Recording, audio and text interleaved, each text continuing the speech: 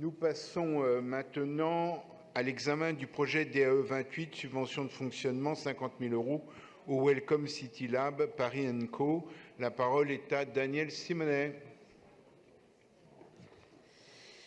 Mes chers collègues, vous ne serez pas surpris en cette fin de mandature que j'exprime toujours les plus vives critiques sur ces délibérations où on subventionne, dans le cadre de conventions certes pluriannuelles, Paris & Compagnie. C'est-à-dire qu'on subventionne des start-up, des incubateurs à start-up, sans mettre en place aucun critère écologique, socio-démocratique. Et donc c'est toujours le même souci. L'Agence de développement économique et de l'innovation de Paris, une référence internationale dans l'innovation touristique et l'accompagnement de start-up. Et depuis sa création, elle aurait créé 1400 emplois. Ok, d'accord, 1400 emplois.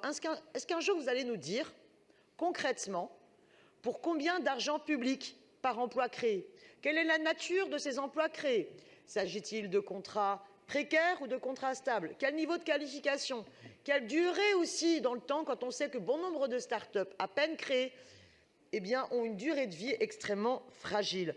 Nous avons besoin de savoir tout cela, mais surtout,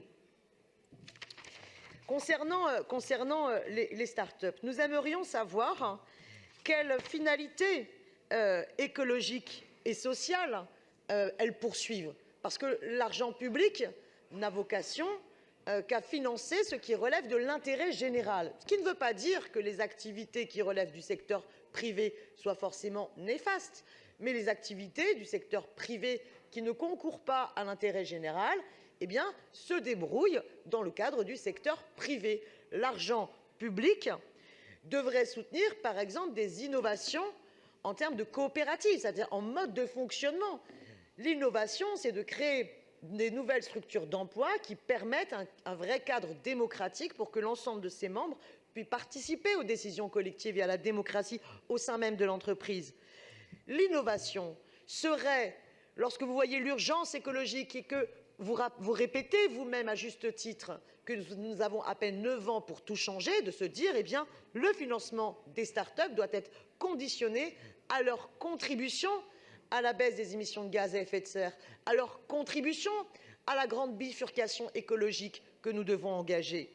L'innovation, quand on est progressiste, devrait être comment? Ces start-up contribuent à la lutte contre les inégalités sociales et l'injustice sociale. Or là, de quoi parlent ces start-up incubées qui, selon vous, rencontrent de grands succès à l'échelle internationale? Nous avons d'abord Privatiseur, qui aurait changé le visage du secteur de l'événementiel par la mise en relation des entreprises et des particuliers avec des lieux qui peuvent accueillir leurs événements. Quelle est la problématique événementielle à Paris?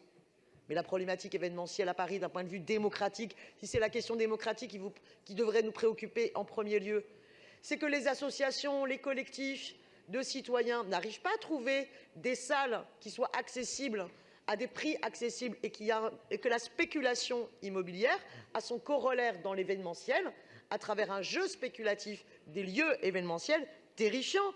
Est-ce qu'on y répond? Absolument pas. On facilite les échanges dans ce marché concurrentiel, point barre.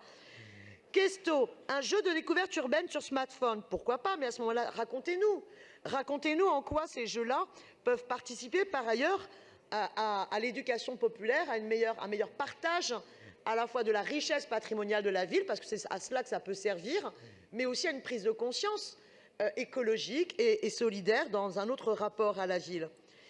Les robots de conversation, là aussi, j'aimerais savoir à quel intérêt général ils répondent. L'échange international de maisons et d'appartements, bon, intéressant, mais racontez-nous comment, par exemple, ça permet aussi de lutter contre le développement de Airbnb ou bien de lutter contre les abus sur les droits de commercialité qui font que même nos bailleurs sociaux vont contribuer à développer des locations saisonnières à l'année. Vous ne le précisez pas. Or, ça pourrait être une finalité. Playing Tech, le leader du paiement sans contact. Bon, là, franchement, excusez-moi, mais pour les festivals, les parcs de loisirs, stations de montagne, bon, en quoi c'est notre rôle de faciliter à cela? Et les projets 2020 du Welcome City Lab, est-ce qu'ils rectifient cela? Est-ce qu'ils se disent, bon allez, pour 2020, là, c'est promis, on a compris, on va orienter l'argent public Dans l'innovation pour répondre aux enjeux climatiques, rien, que dalle. Pour 2020, on continue. C'est toujours pareil. Ça va être Viparis, l'incubateur de Viparis, qui est quand même le gros numéro 1 de l'événementiel, à qui on a privatisé depuis des années nos grandes structures événementielles comme la Porte de Versailles. Et il n'y a aucune piste de réflexion dans cette délibération qui montre qu'on va réorienter sur les enjeux écologiques. Merci Danièle Simonet.